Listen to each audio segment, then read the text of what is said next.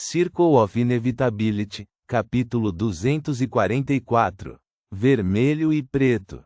Toque, toque, toque. O escritório reverberou com uma batida urgente. Uma voz fraca e desinteressada flutuou no ar. Entre, por favor. Lumian girou a maçaneta e abriu a vibrante porta vermelha. Diante dele estava um jovem frágil e magro. Vestido com uma camisa azul, colete preto e terno sombrio, ele estava de pé ao lado da mesa ampla, com os olhos fixos na porta. Quando Tibalt Jacques reconheceu o visitante como Bono Boa-Vida, uma risada escapou do secretário assistente. Não se preocupe. A decadência é um destino inevitável. Ela aflige humanos e organizações igualmente. Uma vez que a decadência se instala, todos os tipos de problemas surgirão. Antes que Tibalt pudesse concluir, ele viu Lumian se aproximando. Com a guarda erguida, ele deixou escapar. O que você pensa que está fazendo? Bam! Lumian deu um soco, acompanhado por uma chama carmesim ardente. Sua ação interrompeu as palavras de Tibalt, forçando-o a instintivamente levantar o antebraço para bloquear o golpe. Chamas tremeluziram, consumindo as mangas de Tibalt. Simultaneamente, uma voz provocadora chegou aos seus ouvidos. Tão fraco. Originalmente, o plano de Lumian era cobrir seu punho com chamas, lançando um ataque surpresa em seu adversário sem alertar os funcionários próximos. No caos que se seguisse, pretendia usar a Mercúrio caído e infligir um ferimento nele. Então, antes que seu inimigo pudesse se recuperar, Lumian passaria por ele à força, saindo do prédio de cor caque que abrigava o escritório do membro do parlamento pela sacada. Ao longo desse esforço, empregaria bolas de fogo, corvos de fogo e outras técnicas para impedir seu oponente. Mesmo se ele sofresse ferimentos, tinha que escapar para um beco próximo e desaparecer no subsolo de Traer antes que o pessoal de segurança de Hugues Artois, a mulher ruiva e os outros membros da campanha pudessem reagir. Afinal, a armadura de fogo que ele criou tinha o poder de incinerar patógenos. Com contato limitado, as chances de contrair uma doença eram mínimas. E se algo conseguisse passar, os sintomas seriam leves o suficiente para Lumian suportar até às 6 da manhã.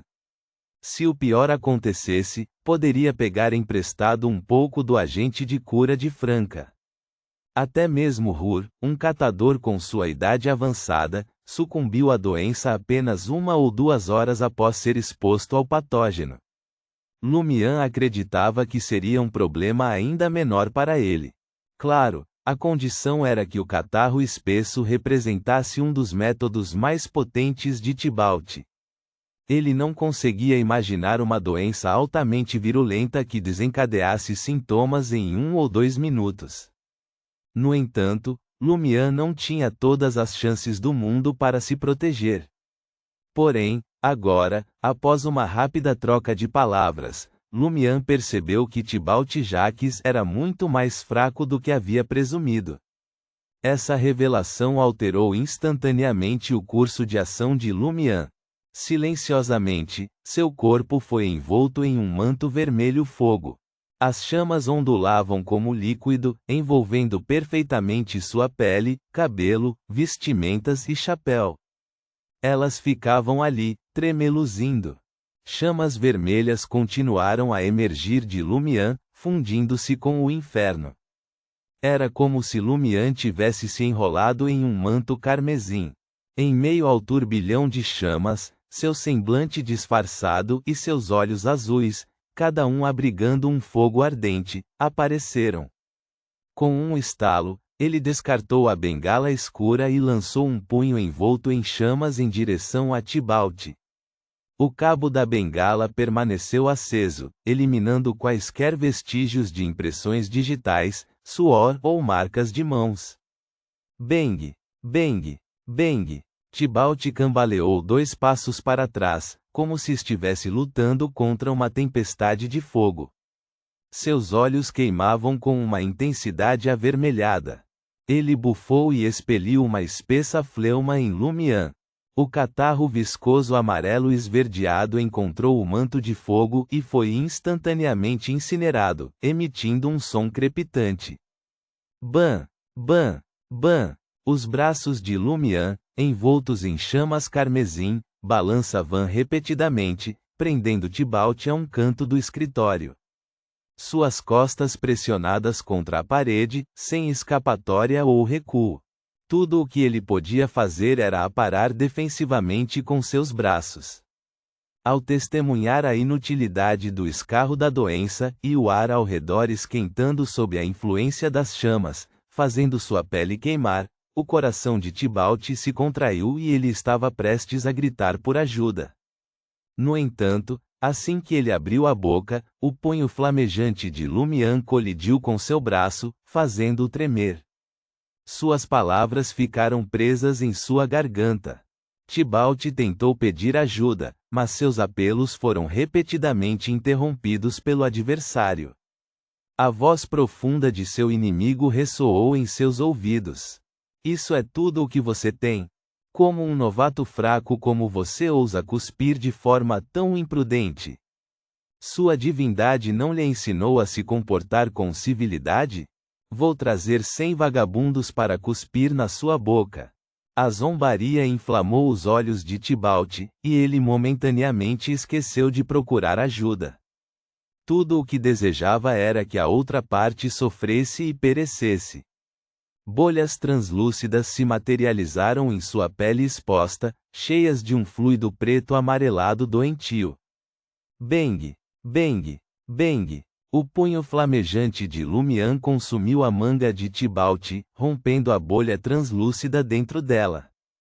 No entanto, o repugnante líquido amarelo escuro não conseguiu tocar sua carne.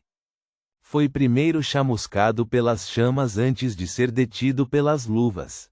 Os patógenos persistentes na superfície das luvas se dissiparam rapidamente sob o efeito das chamas vermelhas. Em meio aos ataques implacáveis, mas não letais, todas as bolhas translúcidas estouraram por conta do próprio ambiente cada vez mais sufocante. O líquido amarelo escuro fraco chiou e evaporou, formando uma névoa quase imperceptível ao redor de Tibalt. No entanto, a névoa foi consumida pelas chamas ou derretida pelas altas temperaturas. Ela não conseguiu romper o manto de fogo e corroer o corpo de Lumian. Naquele momento, Tibalt, espancado várias vezes, recuperou-se da provocação. Ele abriu a boca e gritou por ajuda.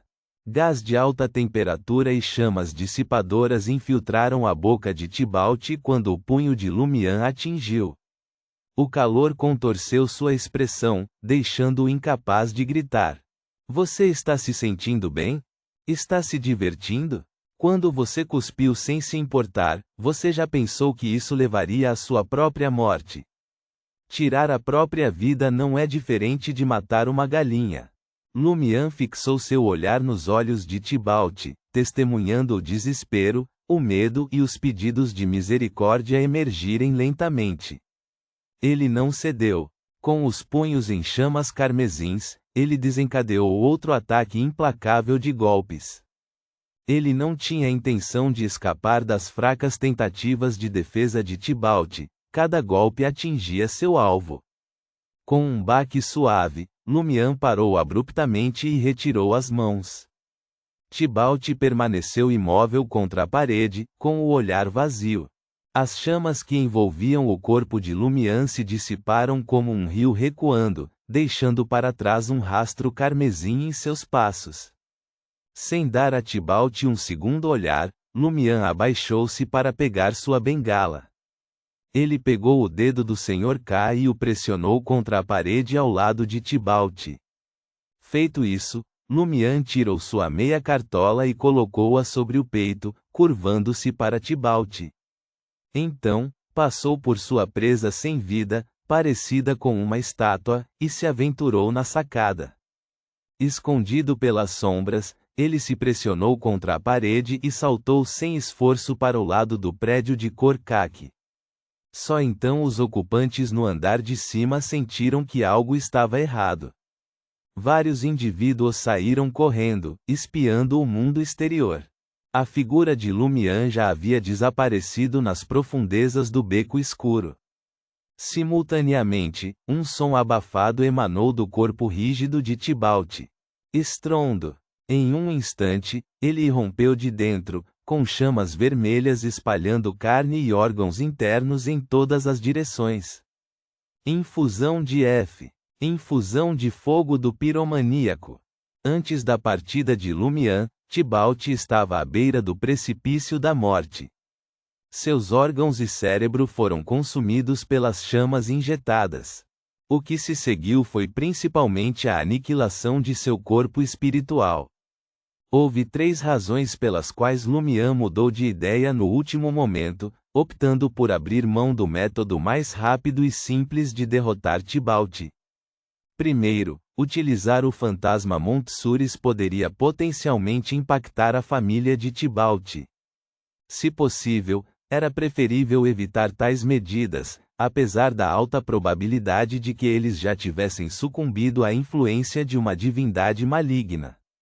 Segundo, ele poderia utilizar a implosão para criar uma cena horrível de carnificina, coberta de carne e sangue. Juntamente com a impressão digital do Sr. K, isso apontaria os investigadores subsequentes na direção da Ordem Aurora. Também serviria como uma indicação clara de que Tibalt era um seguidor de um deus maligno. Terceiro, ao utilizar a infusão de fogo, ele poderia atrasar a explosão e destruir o corpo espiritual de Tibalt, minimizando assim a eficácia das investigações do favorecido do deus maligno por meio da canalização espiritual. Além disso, havia outro motivo. Bater e amaldiçoar Tibalt até a morte trouxe a Lumian uma inegável sensação de satisfação. Reticências.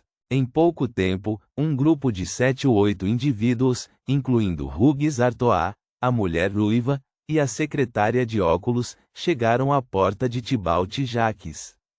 O que seus olhos viram foram carne espalhada, fragmentos e órgãos internos, junto com marcas de queimaduras que marcavam o chão.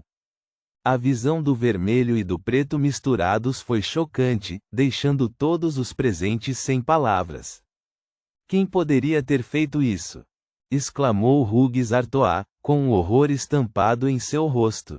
Em sua mente, o assassinato de Tibalt e as consequências macabras serviram como um aviso assustador e uma prévia de sua morte iminente.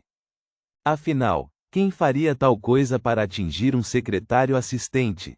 A mulher ruiva lançou um breve olhar para Hugues Artois antes de falar em tom andrógeno. Com base nas evidências diante de nós, parece que o perpetrador é um piromaníaco, ou talvez até mais forte. Dadas as capacidades de Tibalt, ele deveria ter sido morto em 10 segundos. No entanto, o agressor prolongou deliberadamente o ato. Parece que o objetivo era criar essa cena macabra. Ela carrega a marca registrada daqueles lunáticos da Ordem Aurora. Os olhos de Hugues Artois se estreitaram e ele ficou em silêncio por alguns segundos. Por que a Ordem Aurora me atacaria? Não sei. A ruiva olhou profundamente nos olhos de Hugues Artois, balançando a cabeça levemente. Enquanto os Beyonders oficiais conduziam sua investigação, a equipe original da campanha retornou ao escritório de Hugues Artois. A mulher ruiva voltou sua atenção para a secretária com óculos de armação dourada. No que Tibalt tem se envolvido ultimamente? Ela perguntou. Devido à sua doença crônica, ele intencionalmente descartou seu lenço doente e acabou com a vida de 2 catadores idosos que não tinham filhos, respondeu a secretária com óculos de aro dourado com sinceridade. Consegui manter esse assunto em segredo. A ruiva murmurou para si mesma, com a voz quase inaudível, 2 velhos catadores sem filhos. Parece que a morte de Tibalt é inegavelmente direcionada ao membro do parlamento. Ponto.